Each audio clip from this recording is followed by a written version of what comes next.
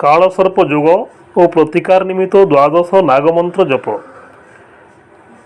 कौन सी जन्मकुंडली राहु और केतु मध्य अन्य समस्त ग्रह अवस्थान करी अपरपटे राशि ग्रह शून्य होते कालसर्प जोग कोष्ठी रही बोली कहुए।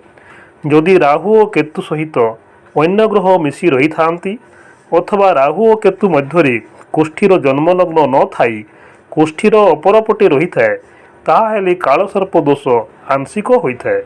ए प्रकार अवस्था जातक जातिका को कालसर्प जोगर अशुभ प्रभाव अल्प मात्रा भोग करने होता है। राहु और केतुर भाव अवस्थित दृष्टि 12टी राशि को नहीं 12 प्रकार कालसर्प जोग भोग हुए। भावर विभिन्नता हेतु विभिन्न कालसर्प जोगर परिणाम भिन्न भिन्न होता है। जो भाव में राहु और केतु थाई कालसर्प जोग घटी थाए सही भावर फलाफल विशेष भाव में प्रभावित हुए एवं सही भाव संपर्कित अशुभ फल मान जातक जीवन में भोग करिथाए। कालसर्प जोग कोष्ठी रे थिले ग्रह माने शुभ हेले हैं शुभ फल देवारे असमर्थ होइथांती। जीवन में उन्नति प्रगति रे बाधा विघ्न मान आसे। हैरान हरकत मानसिक अशांति उद्योगरी विफलता शत्रुता स्वास्थ्यहानि धनहानि दाम्पत्य सुखरी बाधा दैवी दुर्घटना कर्मक्षेत्र में अशांति आदि अवस्था मान भोग करने को होता है। जीवन दुर्विषह हुए। विभिन्न कालसर्प जोगर अशुभ प्रभाव रक्षा पाइबा निमित्त भिन्न भिन्न कवच मान धारण करने को होता है। ज्योतिषी को परामर्श करी आवश्यक कवच धारण करने वांछनीय। शिवालय नागनागुणी पूजा तथा आसाम कामाख्या तंत्रपीठ में शांति विधान पर उपासना करने ज्योतिषी माने परामर्श दे थांती। कालसर्प दोष पर कवच धारण करी द्वादश नागमंत्र प्रत्यह जप कले कालसर्प दोषर अशुभ प्रभाव रक्षा पाई पारिबे। जनकल्याण उद्देश्य द्वादश नागमंत्र को मु उपस्थापित करुछि। आपण माने प्रत्येक नाग सकाशे अंततः 2 थर लेखाएं मंत्र जप कले उपकार पाई पारिबे। द्वादश नागमंत्र ओम रंग रंग रंग हंग वासुकी नागाय नमः। ओम रंग रंग रंग हंग वासुकी नागाय नमः। ओम सं सं सं श्री शेष नागाय नमः। ओम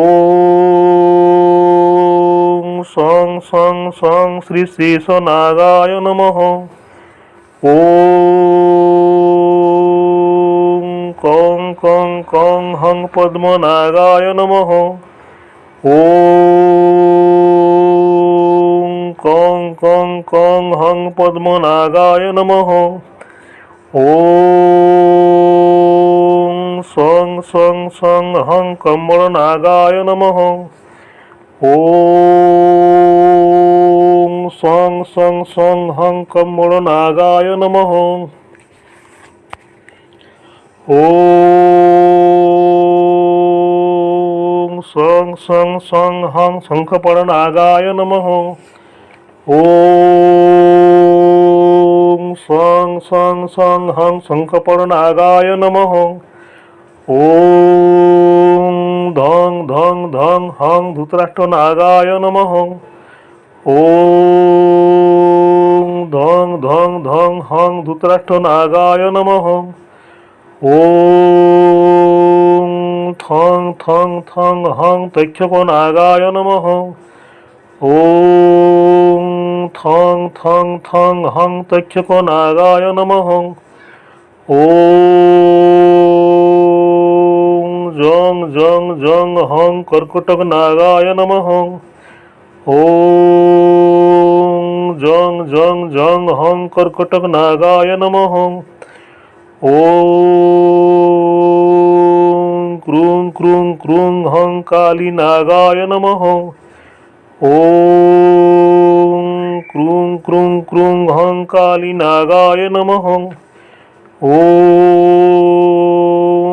गं गं गं हं शंखचूड़नागाय नमः। ओम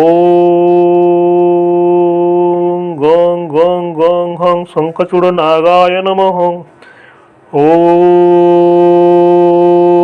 हं हं हं हं विशतनागाय नमः। ॐ हं हं हं हं विशतनागाय नमः। ॐ खं खं खं हं धामननागाय नमः। ॐ खं खं खं हं धामननागाय नमः।